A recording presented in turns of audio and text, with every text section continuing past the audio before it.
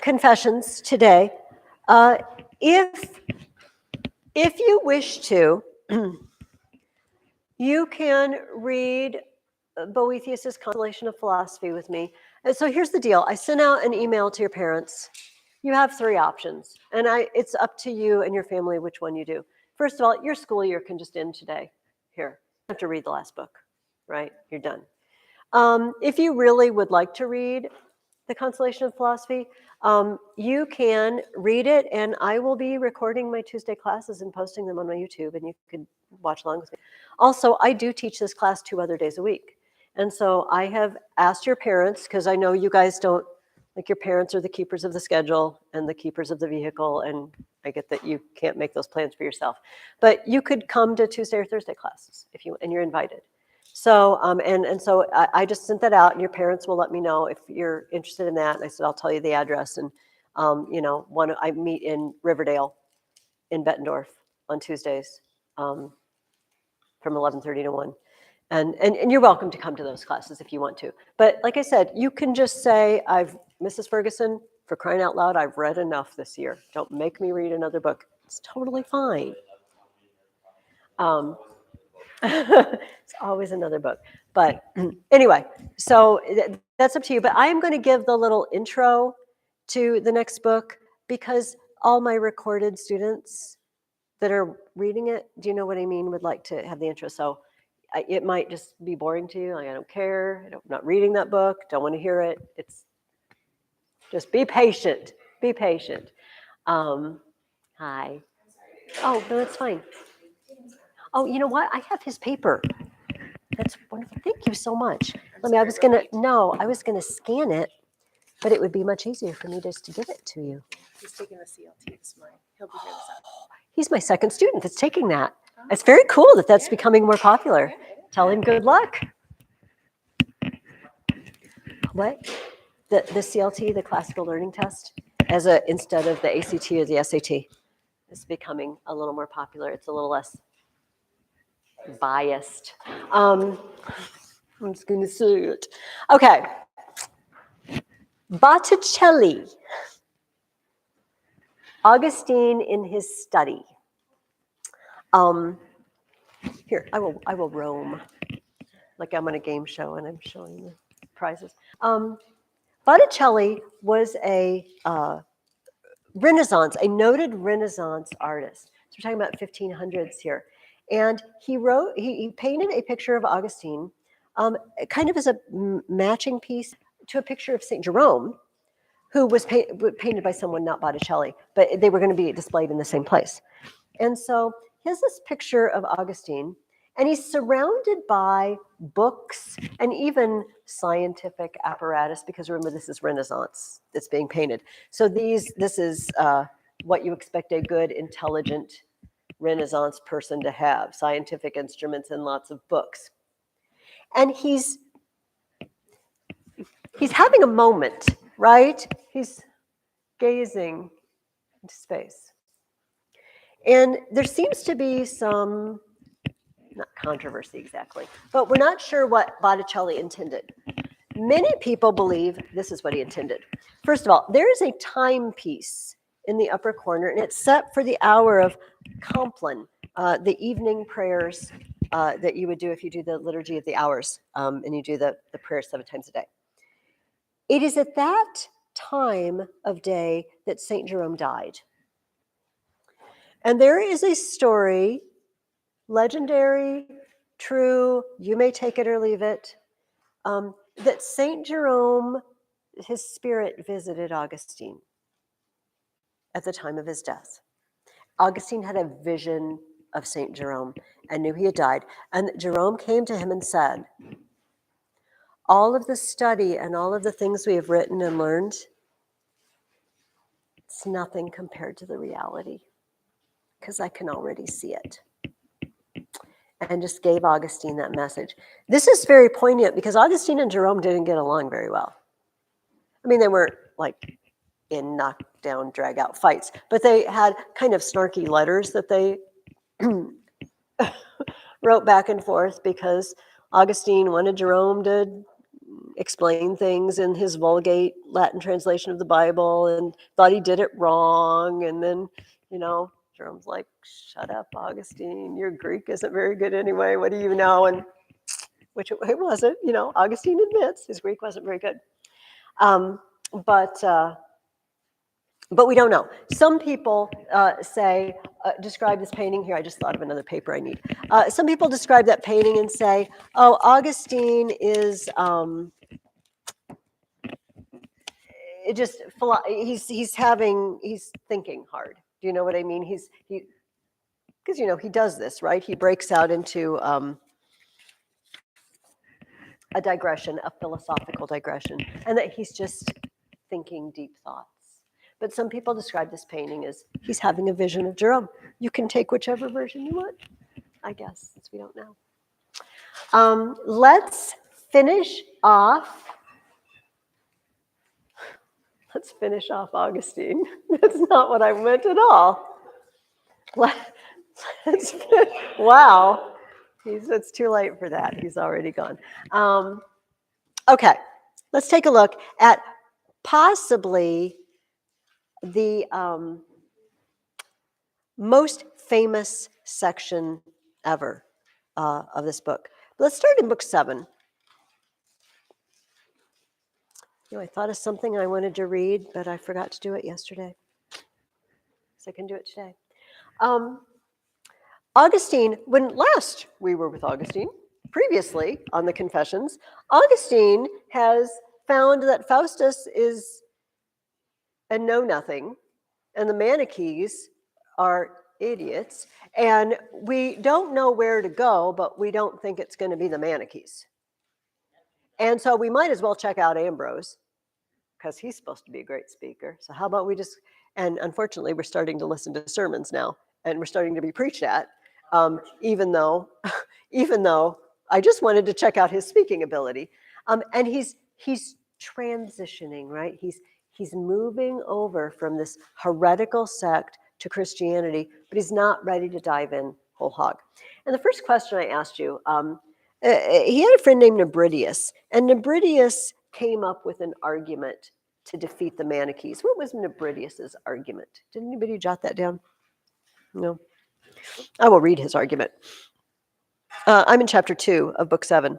He used to ask, okay, because you got to remember the Manichees believe that evil and good are two opposing powers and they're sort of equally matched, right? He always used to ask what the imaginary powers of darkness, which the Manichees always describe as a force in conflict with you, he's talking to God, would have done if you had refused to join battle with them. What if God just refuses to fight? If they answered that this force could have done you some harm, they would in effect be saying that you were subject to hurt and corruption. If the powers of darkness can hurt God, then God is subject to failing, to being conquered. That's not much of a God. If, on the other hand, they said that the powers of darkness could not harm you, there'd be no purpose in a battle. Do you see the issue? Either darkness, evil will conquer the good, in which case the good isn't very good, or the evil has no power to conquer good, so what's the point of a battle? If he's going to win anyway. Augustine said we loved Nebridius's argument, and it sort of clinched it for him. Those Manichees just don't know what they're talking about. But Augustine still has a stumbling block. He has numerous ones. The next question I asked is, what question occupies Augustine for a bunch of the first part of book 7? What is it? Where does evil come from? These powers of darkness. He says, I was told that we do evil because we choose to do so of our own free will. This is something that we often say. Why is there evil in the world? Because people have free will and they make bad choices. But Augustine doesn't let it rest there. How then do I come to possess a will that can choose to do wrong and refuse to do good, thereby providing a just reason why I should be punished? Who put this will into me? So he asks, what is evil? Where does it come from? He thinks, maybe this strikes you as a little odd. It strikes me as odd. He thinks of it as being a substance. Just like he thinks of God having a body. He's very material, right? And like, it's a substance. It's like it's like a horror movie, some creeping fog, coming through the town. And he thinks of it that way. And he said, well, then what is it? And if God made it, why would he do that? Yes. The issue a lot of heretics and a lot of people who don't understand God. They want a material, like a material thing, because like, oh, God's the earth, or oh, God's this statue right here, something like that. Because I mean, we're so tied into materialism, we're so tied into it that we have to really like worship material objects. And there's also people who go to the other polar opposite, where God is just spiritual. I mean, God is a spirit, but Jesus, and then people tie it up. Jesus is just a spirit, and no human, or he's just full of human. Yeah. Yeah. No, if it was this way in Augustine's day, it's even worse for us, since the Enlightenment and the scientific revolution, in which we've developed a society where we really have trouble believing it if we can't test it in a laboratory, and so this is a stumbling block for him, because he doesn't. The whole point of this book, remember, is the story of giving himself to God, but he can't give himself to a God who made evil or can't conquer it. You've probably heard this, the syllogism, the dilemma. If God were good, we'll do the other one first, the other premise first. If God were all powerful, he could conquer evil. If God were good, he would want to conquer evil. Evil still exists, therefore God is either not all powerful or not all good. And we need to take this seriously. Do you know what I mean? Not set up a straw man argument and knock it down. Because this is the world is hungry for God. But and they don't say it like that. No one's going to come up and present a syllogism to you. They're not going to give you the two premises and the conclusion. This is never going to happen. But they will say, how could a good God let all those kids starve in Africa? How could God let something like that happen if he exists? You will hear that. It's the same reasoning. They just aren't putting in all the steps nice and neatly in a syllogism. And it's a real question, because you know what? We don't completely know. God could wipe it out.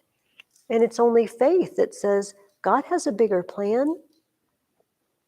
And somehow in this fallen world, all of these things are going to work together to work out his plan. But if we don't take that seriously, if we just poo-poo, unbelievers who come to us for answers and act like that's not a legitimate problem, that doesn't honor them as people. Do you know what I mean? That are searching. Okay, I'm sorry, I went off on. So here's his process. He says, in chapter 11, he says, things are real insofar as they have being from you, but unreal in the sense that they are not what you are. If God created everything, and in him we live and move and have our being, then to some extent, everything that exists is real because God made it, or God made the people who made it, because I'm looking at a bunch of man-made things here.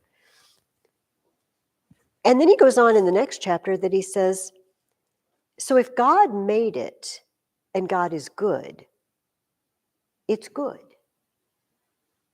insofar as it exists. Here's how he puts it. Whatever is good. And evil, the origin of which I was trying to find, is not a substance, because if it were a substance, it would be good. Let's backtrack. Because God would have made it. And he's not saying there's nothing that's bad in the world. He's saying the fact that it exists makes it good on some level. Hitler is good because he exists. You see what I mean? And it's good to exist. Horses are better than unicorns. I'm assuming here that unicorns don't exist, which I don't totally know. But it's a safe assumption. Because horses exist. Unicorns may be lovely and cure diseases, I don't know, and be sparkly. Rainbow horns. I'm not on my unicorn lore. But if they don't exist, horses are better. Donkeys are better than unicorns because they exist. So this is, Thomas Aquinas takes up on this too, that if it exists and it was made by a good God, it's good in its existence. Do you see the difference? Like, don't go home and say, Mrs. Ferguson thinks Hitler is good. Say that. It exists. Yes, yes. So Augustine says, if evil were a substance, it would have to be good. For either it would be an incorruptible substance of the supreme order of goodness, or it would be a corruptible substance which would not be corruptible unless it were good. So what does he come down to? When I asked myself what wickedness was, I saw that it was not a substance, but perversion of the will, when it turns aside from you, O God, who are the supreme substance, and veers towards things of the lowest order. And remember what he said a couple of pages before. They are real insofar as they have their being from you. I'm going to fill in here. They are real insofar as they get their life from God. And when they stop getting their life from God, they start, didn't we talk about this just within the last couple of weeks? I talked about Marty McFly, when his hand is disappearing. He stops being real in the sense that the source of reality and truth and goodness and life and everything, you're detached from it. My computer's not going to work it will for a while, if I unplug it. That's a bad example, okay? Because it will work. You know what I mean. You unplug something and it stops working because it's not attached anymore. And it might as well not exist. If your blender won't blend because it's not plugged in, it's of no use to you whatsoever. Does that make sense? So we stop being real. So he's working his way through this problem. What do I do with a God in a world where there is evil, obviously? Well, is it God's fault if we unplug ourselves and wander away? It's not. But the fact that we exist even when we're unplugged, the fact that we exist makes us good on a certain level, because it's good to exist. I was made by a good God in his image. And, okay, reminder to myself, so is every person on the street that you meet. The guy who just cut you off on the interstate, he's good insofar as he is made in the image of God. I better treat him so and not scream something nasty. I never scream. I do mutter under my breath heavily. I never roll down the window and scream. I'm still not proud of the muttering. He's also into astrology. We didn't talk about this last time. And a guy named Firminius tells him a story and cures him of astrology. Do you remember the story? It's a good, and I've heard this rebuttal of astrology in other ways too. It is on...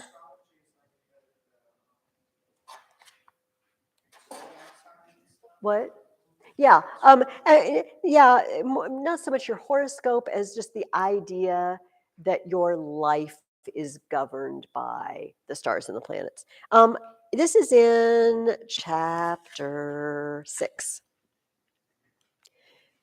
This guy named Firminius said, when I was born, my dad had a slave in our household, and my mom and this slave were pregnant at the same time.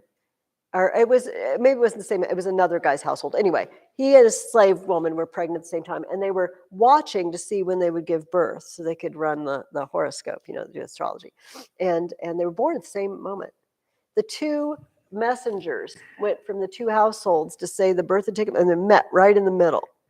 It was the same time. And you know what? I grew up wealthy and a master of the household, and that kid is a slave. how do we have the same life? We don't have the same life at all. And this was enough for Augustine. He's like, you're right. That's a load of crap. You do not possibly have the same life as everyone born in the world at the same instant as you. Because rich people are born and poor people are born, and free people and slaves. And this cured him. So he's trimming away. He's trimming away astrology. He's trimmed away the Manichees.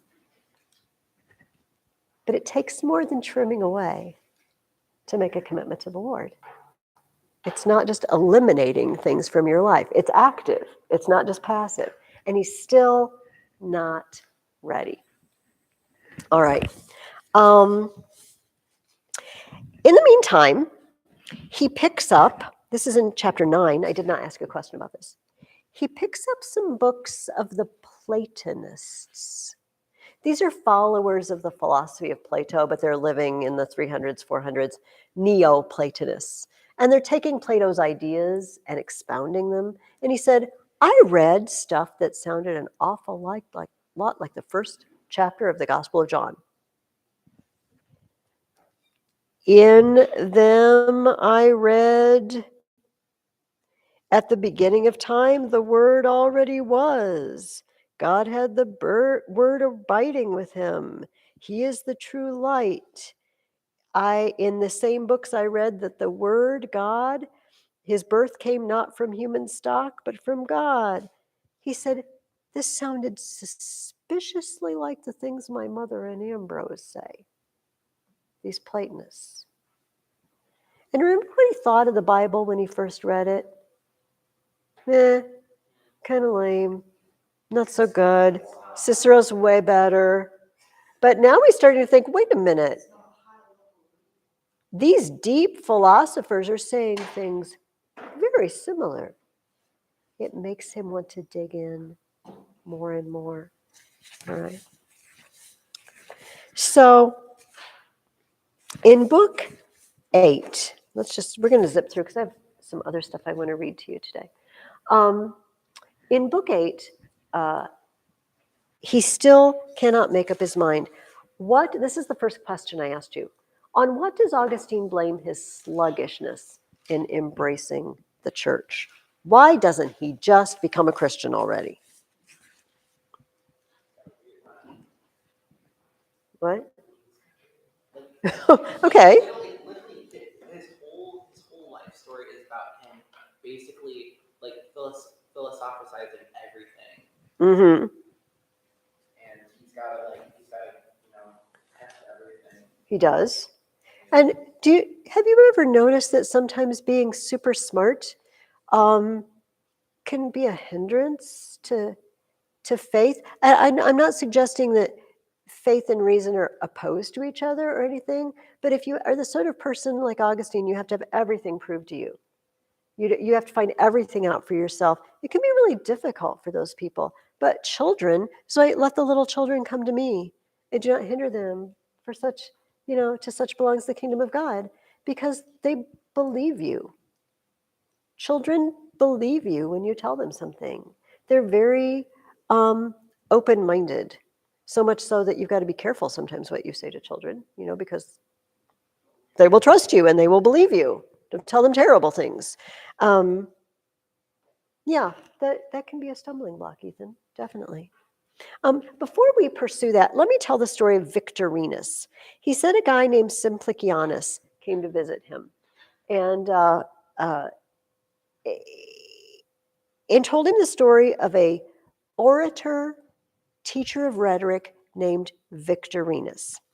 Victorinus, it says, was an old man of great learning, with a profound knowledge of all the liberal sciences. He had studied a great many books of philosophy and published criticisms of them. And he had this friend Simplicianus, and he often said to him in private, I want you to know that I am now a Christian. Simplicianus used to reply, I shall not believe it or count you as a Christian until I see you in the Church of Christ. At this, Victorinus would laugh and say, is it then the walls of a church that make us Christians? He often repeated his claim to be a Christian, and each time Simplicianus gave him the same answer, only to receive the same rejoinder about the walls. He was afraid of offending his proud friends who worshipped heathen gods, and he thought that a storm of hostility would break upon him from the peak of their Babylonian dignity. But later on, as a result of his attentive reading, he became resolute. He was seized by the fear that Christ might deny him before the holy angels if he was too faint-hearted to acknowledge Christ before men. And he came to Simplicianus and he said, okay, now I'm ready. I'm ready to stand up, public profession of faith, be baptized at the Easter Vigil. And Simplicianus said, the city officials even came to him privately and said, Victorinus, you're a pretty important guy. We could do this privately if you want. I said, no. I'll stand up with all the rest of them, and I will do my public confession of faith, and I will be baptized just like the rest of them because I'm just a beginner here. And he then left his very lucrative job. It says, and I told you about this last week, when your servant Simplicianus told me the story of Victorinus, I began to glow with fervor to imitate him. This, of course, was why Simplicianus had told it to me. He went on to say that under the Emperor Julian, a law had been passed to prohibit Christians from teaching literature and rhetoric. Remember Julian the Apostate. Victorinus obeyed the law, preferring to give up his own school of words rather than desert your word. And now he gives us the answer to the question, what's holding him back? Like, this guy did it. Victorinus was as well known, or maybe more well known in his circle than Augustine. He laid it all aside. Here's what Augustine says. I longed to do the same, but I was held fast, not in fetters clamped upon me by another, but by my own will, which had the strength of iron chains. The enemy held my will in his power, and from it he made a chain and shackled me. For my will was perverse, and lust had grown from it. And when I gave in to lust, habit was born. And when I did not resist, the habit became a necessity. Do you ever think this is addiction, right? You don't restrain your will, you develop a habit, and soon the habit becomes a necessity. I now can't live without that thing. These were the links which together formed what I have called my chain, and it held me fast in the duress of servitude. Now, I want to read you guys something. This is going to take me a little time because it's several pages, but it's very entertaining. I always talk about this book, C.S. Lewis's The Great Divorce. Have any of you ever read it? I'll probably ask you this before. Okay, awesome. This is the book that I told you people from hell take a bus ride to heaven. Kind of the meadows outside of heaven, the suburbs of heaven. And they hate it. They hate it because they're not suited for heaven. And they all find reasons that it's just not a place where they'd want to stay. But there's a particular story that I feel like is Augustine's story. And okay, it's going to go past the decision-making process. Well, the story in here will go on longer than Augustine's story.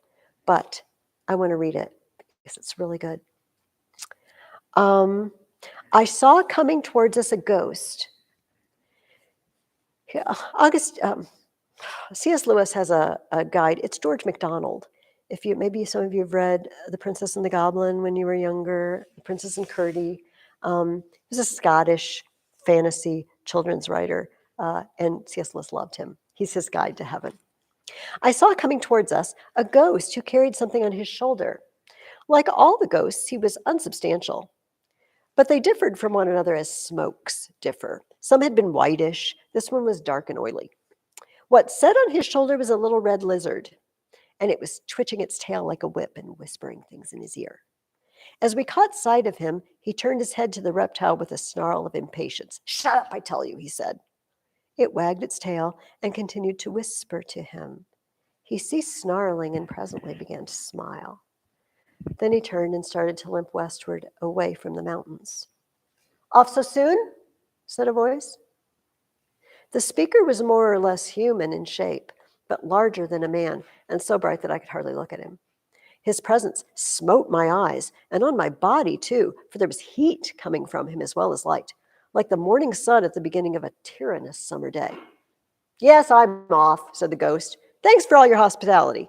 It's no good, you see. I told this little chap, here he indicated the lizard, that he'd have to be quiet if he came, which he insisted on doing. Of course, his stuff won't do here. I realize that. But he won't stop. I shall just have to go home. Would you like me to make him quiet? Said the flaming spirit, an angel, as I now understood. Of course I would, said the ghost. Then I will kill him, said the angel, taking a step forward. Look out! You're burning me. Keep away, said the ghost, retreating. Don't you want him killed? You didn't say anything about killing him at first. I hardly meant to bother you with anything so drastic as that. It's the only way, said the angel, whose burning hands were now very close to the lizard. Shall I kill it? Well, that's a further question. I'm quite open to consider it, but it's a new point, isn't it? I mean, for the moment, I was only thinking about silencing it, because up here, well, it's so damned embarrassing. May I kill it? Well, there's time to discuss that later. There is no time. May I kill it? Please, I never meant to be such a nuisance. Please, really, don't bother. Look, it's gone to sleep of its own accord. I'm sure it'll be all right now. Thanks ever so much. May I kill it? Honestly, I don't think there's the slightest necessity for that. I'm sure I should be able to keep it in order now. I think the gradual process would be far better than killing it. The gradual process is of no use at all. Don't you think so? Well, I'll think over what you've said very carefully. I honestly will. In fact, I'd let you kill it now, but as a matter of fact, I'm not feeling frightfully well today. It would be silly to do it now. I'd need to be in good health for the operation. Some other day, perhaps. There is no other day. All days are present now. Get back, you're burning me. How can I tell you to kill it? You'd kill me if you did. It is not so. Well, you're hurting me now. I never said it wouldn't hurt you. I said it wouldn't kill you. Oh, I know. You think I'm a coward, but it isn't that. Really, it isn't. I say, let me run back by tonight's bus and get an opinion from my own doctor. I'll come again the first moment I can. This moment contains all moments. Why are you torturing me? You are jeering at me. How can I let you tear me to pieces? If you wanted to help me, why didn't you just kill the damn thing without asking me? Before I knew. It'd all be over by now if you had. I cannot kill it against your will. It is impossible. Have I your permission? The angel's hands were almost closed on the lizard, but not quite. Then the lizard began chattering to the ghost so loud that even I could hear what it was saying. Be careful, it said. He can do what he says. He can kill me. One fatal word from you and he will. Then you'll be without me forever and ever. It's not natural. How could you live? You'd be only a sort of ghost, not a real man as you are now. He doesn't understand. He's only a cold, bloodless, abstract thing. It may be natural for him, but it isn't for us. Yes, I know there are no real pleasures now, only dreams, but aren't they better than nothing? And I'll be so good. I admit I've sometimes gone too far in the past, but I promise I won't do it again. I'll give you nothing but really nice dreams, all sweet and fresh and almost innocent. You might say quite innocent. Have I your permission? Said the angel to the ghost. I know it will kill me. It won't. But supposing it did. You're right. It would be better to be dead than to live with this creature. Then I may? Oh, damn it, blast you. Go on, can't you? Get it over. Do what you like, bellowed the ghost, but ended whimpering, God help me, God help me. Next moment, the ghost gave a scream of agony such as I never heard on earth. The burning one closed his crimson grip on the reptile, twisted it while it bit and writhed, and then flung it broken-backed on the turf. Oh, that's done for me, gasped the ghost, reeling backward. For a moment, I could make out nothing distinctly. Then I saw, between me and the nearest bush, unmistakably solid but growing every moment solider, the upper arm and the shoulder of a man. The ghost is turning into something real. Then brighter still and stronger, the legs and hands, the neck and golden head materialized while I watched. And if my attention had not wavered, I should have seen the actual completing of a man, an immense man, naked, not much smaller than the angel. What distracted me was the fact that at the same moment something seemed to be happening to the lizard. At first I thought the operation had failed. So far from dying, the creature was still struggling and even growing bigger as it struggled. And as it grew, it changed. Its hinder parts grew rounder. The tail, still flickering, became a tail of hair that flickered between huge and glossy buttocks. Suddenly I started back, rubbing my eyes. What stood before me was the greatest stallion I had ever seen, silvery white but with a mane and tail of gold.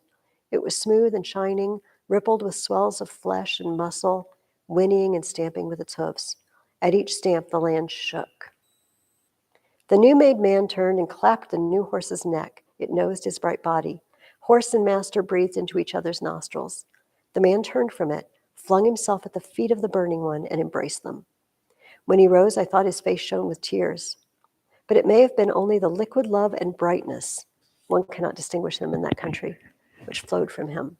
I had not long to think about it. In joyous haste, the young man leaped upon the horse's back. Turning in his seat, he waved a farewell, then nudged the stallion with his heels. They were off before I knew what was happening.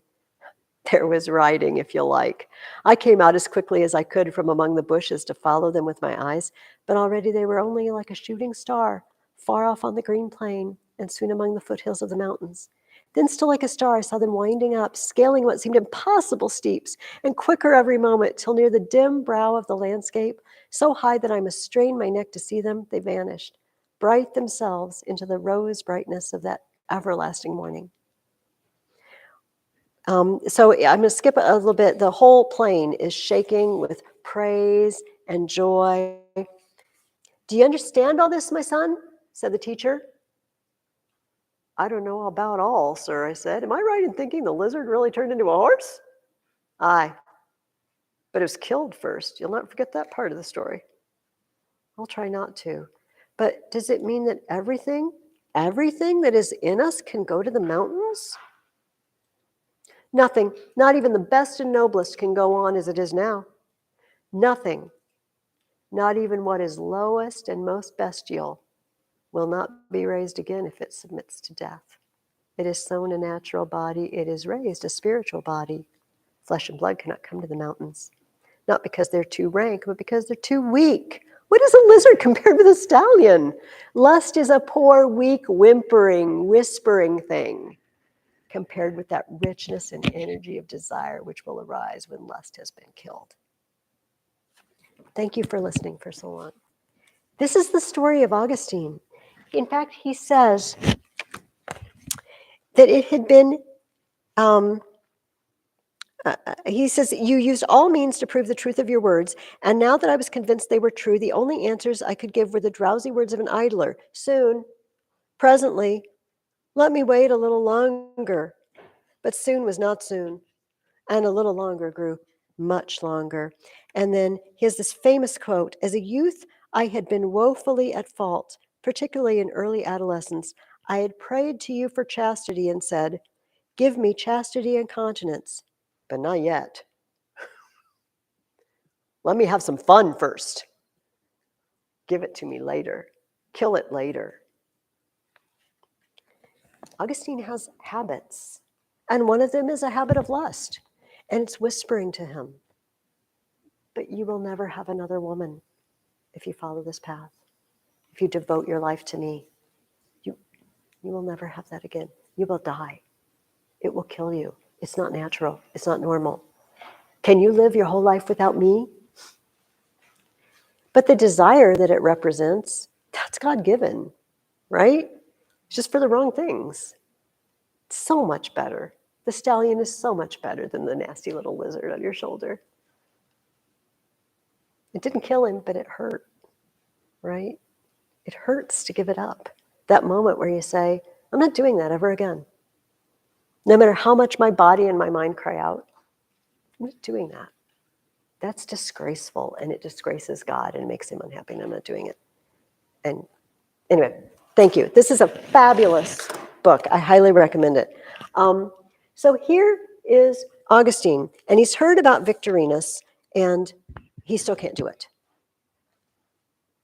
Because the chattering, the habit.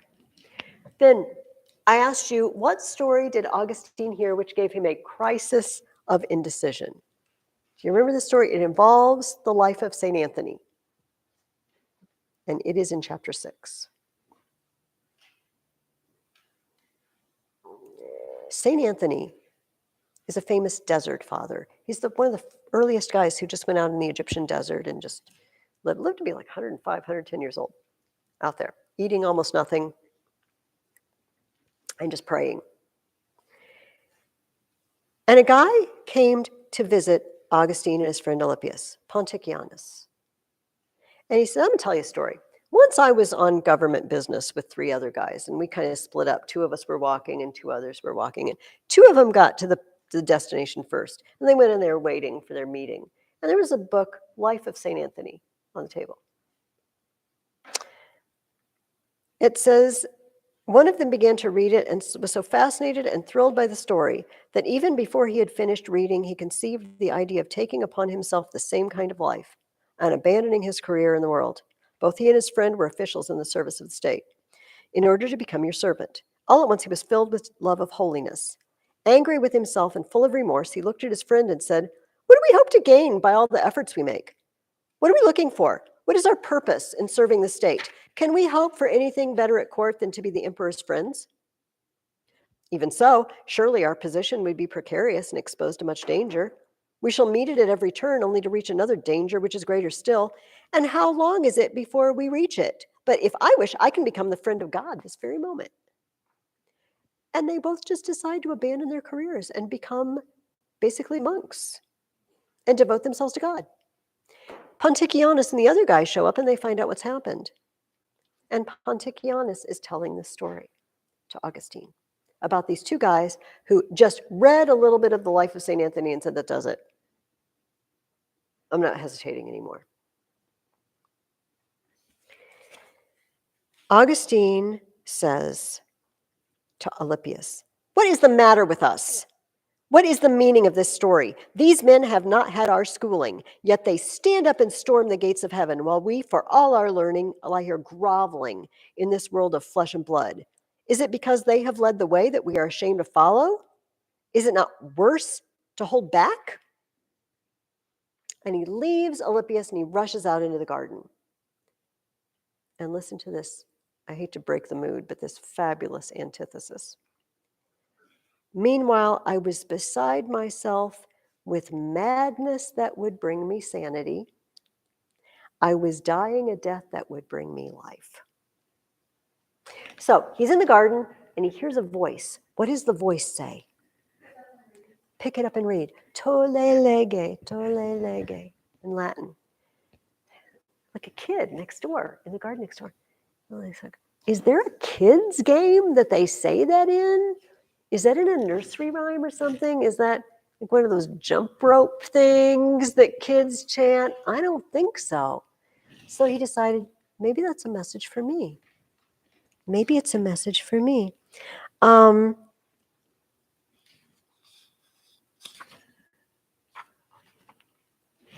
on. I'm on the wrong page. I stemmed my flood of tears and stood up, telling myself that this could only be a divine command to open my book of scripture and read the first passage on which my eyes should fall. For I had heard the story of Antony, and I remembered how he happened to go into a church while the gospel was being read and had taken it as counsel addressed to himself. So I hurried back to the place where Alypius was sitting. For when I stood up to move away, I had put down the book containing Paul's epistles. I seized it and opened it, and in silence I read the first passage on which my eyes fell. Not in reveling and drunkenness, not in lust and wantonness, not in quarrels and rivalries. Rather, arm yourselves with the Lord Jesus Christ. Spend no more thought on nature and nature's appetites. I had no wish to read more and no need to do so. For in an instant, as I came to the end of the sentence, it was as though the light of confidence flooded into my heart and all the darkness of doubt was dispelled. I marked the place with my finger or by some other sign and closed the book. My looks now were quite calm, as I told Alypius what had happened to me. He told me, too, what he had been feeling, which, of course, I did not know. He asked to see what I had read. I showed it to him, and he read on beyond the text which I read. I did not know what followed, but it was this: find room among you for a man of overdelicate conscience. Alypius applied this to himself and told me so. Then we went in and told my mother, who was overjoyed. And when we went on to describe how it had all happened, she was jubilant with triumph and glorified you. For she saw that you had granted her far more than she used to ask in her tearful prayers and plaintive lamentations. This is the famous, famous conversion of Augustine. Take it up and read. It's a message to us. No, it's not. But he's still got a job. He's still got a life. And now he has to decide what is going to change in his life. The lizard is dead, so to speak. But he's got to go through that transformation that this guy went through in an instant in heaven, into a real man and a stallion. So in book 9, I asked you, why did Augustine wait until the next holiday to retire from teaching? Why didn't he just go in the next Monday and tell all his students, I'm not doing this anymore. I'm not selling words. Okay. It would be because they had hired him to be their teacher. Is there any other reason you can think of? Yeah, it's kind of show-offy. I'm a Christian now, and I can't do that low sort of work and teach you about words. He said it would seem like ostentation. If instead of waiting for the holidays, which were now so close at hand, I were to resign at once. So he wants to handle it decently, decently and in order, as it says, putting his life in order before he launches, out in his new life. God is so good to Augustine. Augustine develops a toothache. You remember this story? Really bad toothache. And he says, when the pain became so great that I could not speak, my heart prompted me to ask all my friends who were with me to pray to you for me, since you are the God who gives health to the body as well as to the soul. I wrote down the message and gave it to them to read, and as soon as we knelt down to offer you this humble prayer, the pain vanished. What was that pain? How did it vanish? My Lord and my God, I confess that I was terrified, for nothing like this had ever happened to me in all my life. Deep within me, I recognized the working of your will and praised your name.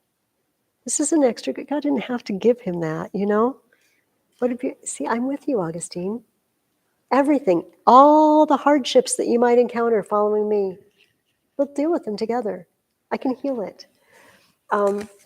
So, his mom is living there. You remember, did I tell you he has a son? Did we mention his son? You might recall that he had a long-term mistress that he lived with, and then he got engaged, and he sent the mistress away back to Africa. She left the son behind, Adeodatus, given by God. That's what the name means. And his son is going to be baptized with him. They're both going to be baptized that year.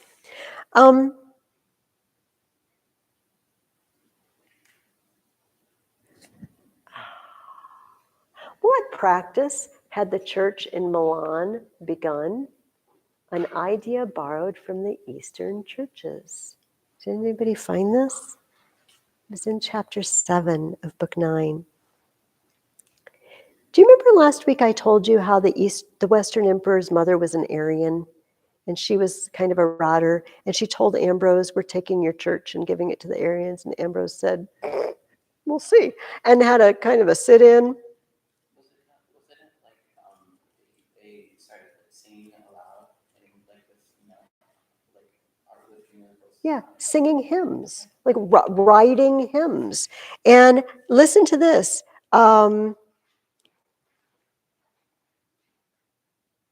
When they tried to confiscate the church, I'm looking for where I want to step. Okay.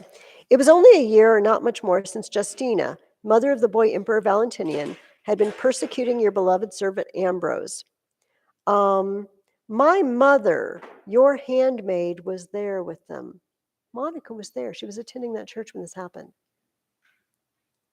taking a leading part in that anxious time of vigilance and living a life of constant prayer.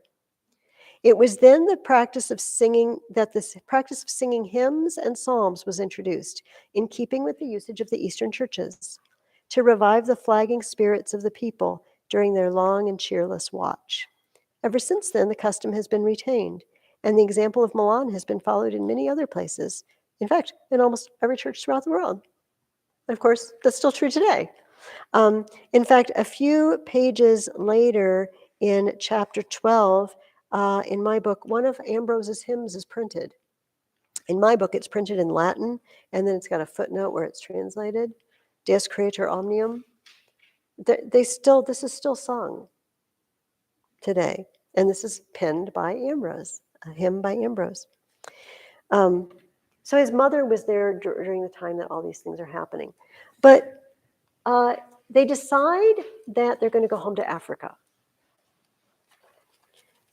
Augustine is baptized. His son is baptized. Unfortunately, I didn't write down where it is, and I'm not going to look for it. All he says about that is he said they entered the church, and he said, my son too, who showed great promise, but he was taken from us young. His son died as a young man. But he said he was a fine young man, and I was proud of him. So he no longer has his son. His mom and he and Alypius, they're going to go back to Africa. And he says one afternoon, they had a long conversation, him and his mother.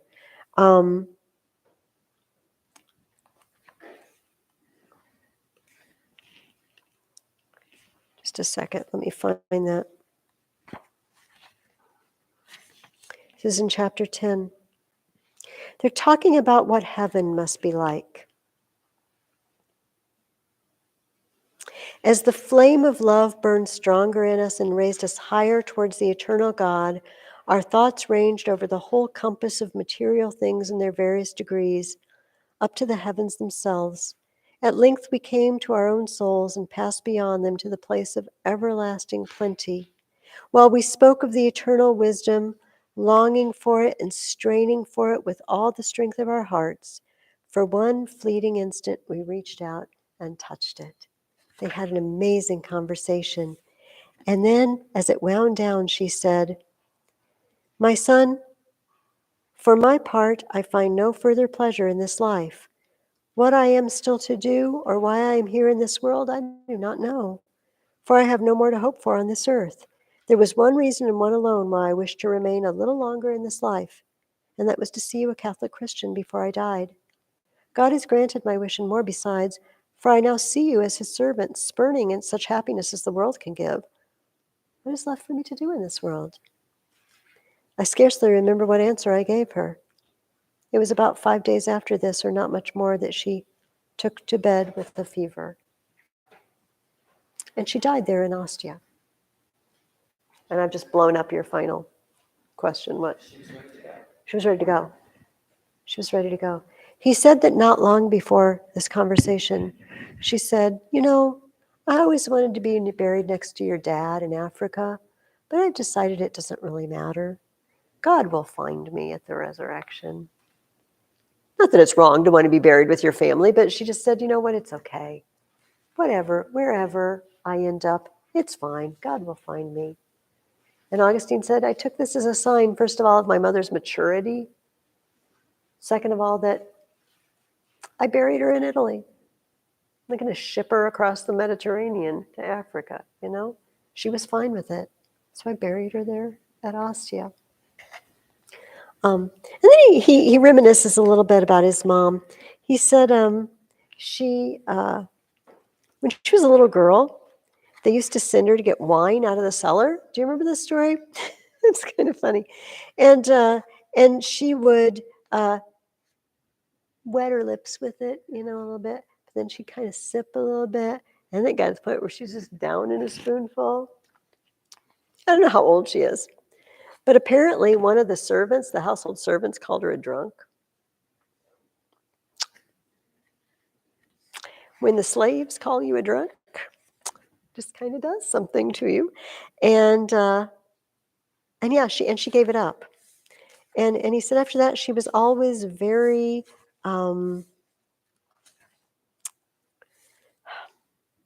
temperate, careful in her eating and drinking, because this really shocked her. It says, our enemies can correct our faults by their disparagement, just as the flattery of friends can corrupt us. It's not a bad thing when your enemy says, you're dirty, rotten drunk. Like, dang, yes I am. I better stop that. And she did. The last question I asked you about her is, what kind of influence did she have on her husband and her mother-in-law?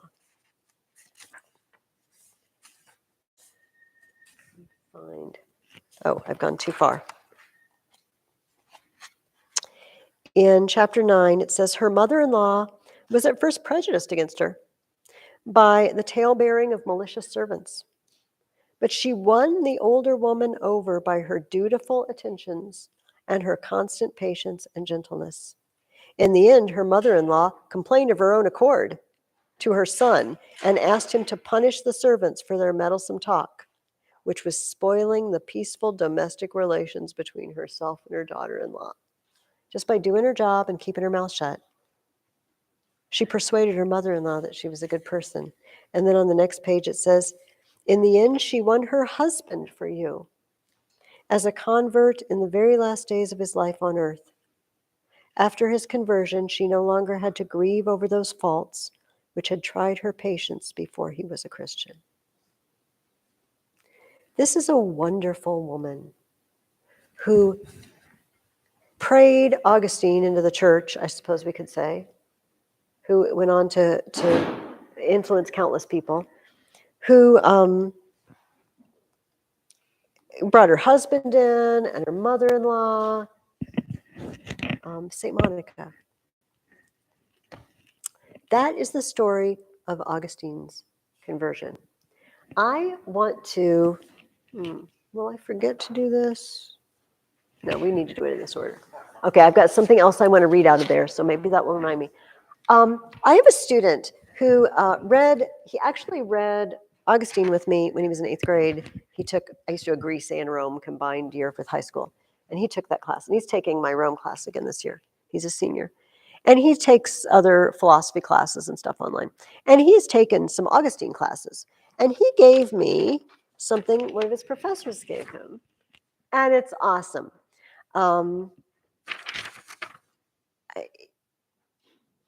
It may seem like Augustine rambles his way through his life. And it seems sort of random. And then I picked up this book. And then I picked up that book. And then this happened. And then this guy told me a story. And then I went here. And then I went there. But this professor has done an outline of books 1 through 9 that we read, the story of his life. And I just want to share this with you because it's amazing. I never, ever in a million years would have discovered this on my own. Okay, so here's what you need to do. I'm not going to write it on the board because that would be tiresome. Follow me. We're going to start with books 1 and book 9, then book 2 and 8, 3 and 7. Do you see? And remarkably, they mirror each other. They're crafted to mirror each other. Okay, so in book 1, he is born into what he calls living death in some, because he's born into sin. He's reading, okay, we're going to call it bad poetry, not poor quality, but you know how he's crying over Dido and he hates Greek, right? Oh, Greek sucks. It's so hard to learn. I hate it. In book 9, okay, so he's born. In book 9, Monica dies. His son dies. He is reborn into new life in baptism.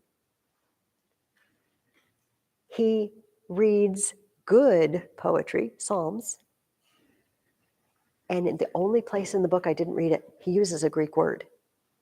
He says, and I went to the place, the baths that they call in Greek this, which means to relieve you of anxiety.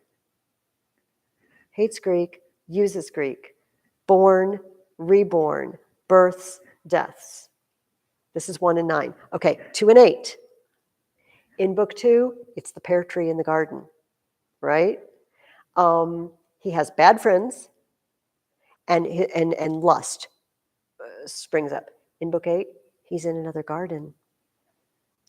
He goes out into that garden and hears that kid or whatever, that voice saying, take it up and read. He gets surrounded by his good friends who encourage him to Christianity and vows himself to sexual continence. They're mirror images. Okay, 3 and 7. In 3, he discovers Cicero, reads the Hortensius, and it fires him up for philosophy. And he looks for all sorts of intellectual diversions and follows the Manichees. In 7, he reads the Platonists, who sound a lot like the Apostle John, and corrects the Manichean errors about evil. Okay? 4 and 6. In 4, here's his list: pride, ambition, loss of friends, uprooting of false science, the Manichees, and Faustus. Faustus comes and he's no help. In book 6, true friends, discussion of immortality, planting of true science, and Ambrose. Faustus and Ambrose. The false bishop and the true bishop. And then the center point is book 5. That's when he goes to Rome. It's the turning point. So he's got this chiastic arrangement, and he's going down, sinking, and then he leaves Carthage for Rome. And then he retraces. Isn't that brilliant? Does that make you feel better? Like less, like Augustine's just not as bad as Herodotus. Okay, but still, so the rest of Confessions, the books that we're not reading, aren't about his life at all. They're philosophical. And they involve, what is memory? How do we hold things in memory? What is time? What do we mean by the passage of time? What is required for the passage of time? And then he deeply goes into the first chapter of Genesis, really the first few verses. What does it mean in the beginning? What does it mean that he created? I mean, in more detail than maybe you ever care to, which is why we're not reading those chapters. But this professor has also gone through the days of creation, and Augustine gives them a very allegorical, and that kind of gets a bad rap today because we think if somebody's allegorical, they don't believe it literally happened, but it can be both. Do you know what I mean? You can have both. So his allegory, and then it matches up through books 1 through 9. With the days of it matches the days of creation that he talks about in the last. It all holds together, this incredible book, which is why people have been reading it for 1,600 years. There are a couple of quotes in the part that we're not reading that are just too good for me not to share with you, okay? So humor me while I just read a couple of them. And you may run into these, maybe you already have. This is possibly the most famous one. I have learnt to love you late, beauty at once so ancient and so new. I have learnt to love you late. You were within me, and I was in the world outside myself. I have learned to love you late, beauty ancient and new. Augustine has a way with words. Here's another good one. Give me the grace to do as you command, and command me to do what you will. Give me the grace to do as you command, and command me to do what you will. I'll do it, if you give me the grace to do it. And there was one more. This isn't so famous as notable. He's talking about things of different weights finding their place. We wouldn't call it, we would say density or mass. We would be more scientific than this. But he uses oil and water as an example. And we've all done it, right? You've been made to do it by your mom, or you just did it for kicks. Oil and water, and seeing it each seeks its own level. That's what he's talking about. When things are displaced, they are always on the move until they come to rest where they are meant to be. In my case, love is the weight by which I act. To whatever place I go, I am drawn to it by love. Just a little preview for those of you who may be reading the Divine Comedy with me next year.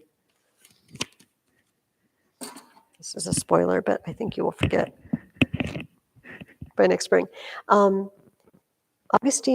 Dante ends his poem with describing the love that moves the sun and other stars. This is the final line of the Divine Comedy, as he beholds a vision of God and all the saints around the throne. The love that moves the sun and other stars. And most of the time we think God loves them and he makes them move, you know. Is that what he means? They all move because they love God. They're in motion because of love. He's still. And Augustine says the same thing. It's love is the weight. Love is the gravitational pull, you know, that draws me in. It's an amazing thing for him to say. But, you know, kind of some of our Greeks said it last year that we do, Socrates would say that, you know, we follow what we know to be the good. It draws us. However, sometimes we don't know what the good is. That was the problem with that. All right. That is Augustine's Confessions. Now, I left this up because I wanted to do a really quick, because some of you, none of us are having class. Some of you might follow along online, but I wanted to just kind of bring the Roman Empire to a close for us so you don't leave and say, what happened to the Roman Empire and why is there none today? Yes. Oh, yeah, I want to do that too. We've got 15 minutes, so I think we're good. We might even get done earlier than that because I'm going to just burn through this outline. And I don't think it's a lot of stuff you don't know, but on page 117, we're going to skip the beginning part about the Council of Ephesus. And I'm just going to, it's just a very quick, like 5-minute story. I promise. All my stories are never quick, are they? I'm going to start with number 2, the Vandals. Because we talked about Nestorianism, and we're not going to talk about all the heresies because that's too much. The Vandals. So remember, this is the Roman Empire at its greatest extent, but it's already shrinking. And hopefully we'll look at that video in a minute. And the Huns are over here, and they just keep pushing everybody over, right? They just keep, and they're pouring over the borders. And the Vandals are one of those groups of people. They had previously taken over Spain, crossed over to Africa, and this is sort of the tie-in. Their king crossed over to Africa and then besieged Hippo Regius, the town where Augustine was bishop. And as Augustine lay dying, the Vandals had surrounded the town. The Vandals did not kill Augustine. He died of illness and old age. But, and I can't prove this, I don't know how big Hippo was, but he could hear it and he knew what was going on. His last weeks, days on earth. My city is being besieged by barbarians. You know, Rome had already been sacked by the Goths 25 years ago. Things are going very poorly for the empire. The Vandals took over, and of course they didn't leave Hispania empty because other tribes moved in. But then the Huns came. And I'm just going to skip down to, C. I'm just going to skip over some of this. Attila the Hun, that we all know that name, took over, negotiated peace, but eventually came back to attack. And the famous story about Attila, this is in the year 452. He goes to Rome. There's nobody in Rome to talk to Attila.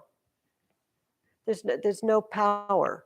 There's nobody with authority to go out and talk to Attila. So Pope Leo the Great goes out. Well, I guess somebody's got to do this. And he goes out and he talks to Attila. We have no idea what these men said to each other. But Attila turned around and left.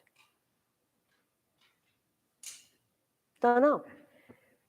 Some people say, oh, he was overawed by Leo's austerity and his authority, his presence, his vestments, his church vestments, everything. Maybe Leo slipped him some money on top of that. Don't know. That never works very well, though, because they always come back for more money. If you give them money once, they come back. Don't ever try to buy people off. This is a life lesson for today. So Attila ended up pulling away, got married, had a big wedding banquet, and drank and ate too much and had a stroke and died in the night. And there was no Attila. Yes. This time not from anger, though, from overconsumption, apparently. Okay, so I'm going on to the next page. Okay, part 3 of my, I'm just going to read through, but struggles and assassinations. A senator conspired to take the crown, but the Vandals come back. They came around and they came back. The Vandals now attack Italy. They break in to Rome. And they pillage anything that the Goths had left behind. They tear the gold plating off the Temple of Jupiter. A Gaulish ambassador tries to take the throne, and he needs to pay allies, so he strips off all the remaining bronze from public buildings. Lost his throne to his chief general, who was a barbarian, so he couldn't be emperor, but he put puppet emperors in, and he was the power behind the throne. Till the Visigoths come back. And Ricimer, the barbarian guy, dies. Okay. Barbarian soldier Orestes takes over, rallies the Germans and marches on Ravenna, where the government is. Orestes appoints his own 10-year-old son, Romulus Augustulus, emperor. Little Romulus's mom was Roman, so he can be emperor because he's only half barbarian. He's got an awesome name. Name of the first king of Rome and the first emperor did him 0 good. Odovacer, barbarian, attacks. Orestes killed. Little Romulus is imprisoned for life. They didn't kill him, which is a wonder. They just kept him in like a castle, basically, for the rest of his life. And Odovacer takes over in 476, and he calls himself King of Italy. There's no emperor, King of Italy, no Roman emperor. And at this point, we historians consider there is no Roman Empire anymore. But you see, it took 410, this is 66 years between the Goths sacking Rome and there being a King of Italy. And it is disbanded. Not in the East. In Constantinople, there is a Byzantine Empire that is going to go on bigger and smaller with problems, but for 1,000 years. 1,000 years. They call the guy the Roman emperor over there. There is a Roman emperor, just not in the West. Now, part of the reason I really wanted to throw all this at you today is because of the book that some of you may choose to read, The Consolation of Philosophy. It is written by a man named Boethius. And Boethius was an official in the government under these barbarian rulers in the early 500s, okay? So there is no real emperor anymore. There's these kings, and they are Germanic kings. But Boethius is a fine Roman, all right? He's from Roman families. He's got a good education, and he gets hired to be on the staff of the barbarian king, all right? Follow me so far? Unfortunately, somebody informs on Boethius and says that he's involved in a plot to assassinate the king. Not as far as we know. We don't. He could have been. We don't think so. Boethius then is arrested. Now, he was not only a government official, he was an author too. And he had written Christian commentaries on the Bible and things like that, and Christian essays. But when he was in prison, he wrote a book, and it's the book we're going to read, or that you can read if you want, The Consolation of Philosophy. And in this book, philosophy is personified. She comes to visit him in prison, And he's pretty upset because, you know, it's a capital crime. And as a matter of fact, they did eventually take him out of the prison and execute him for treason. He didn't live through this. So he's sitting in prison waiting to die, probably. And he's writing this book, and philosophy comes and says, why are you so upset? Are you not making any use of your philosophy? Don't you know that the affairs of this world and the affairs of men are up and down? And one of the very earliest times they use the term the wheel of fortune. The wheel of fortune. Sometimes you're up, sometimes you're down. You're never in the same place. It never stays still. And the weird thing about this book is this man that, as far as we knew, was a Christian, he doesn't mention God in the whole book. The book is called The Consolation of Philosophy. And that's what it is. Philosophy comes and consoles him in prison. It's very odd.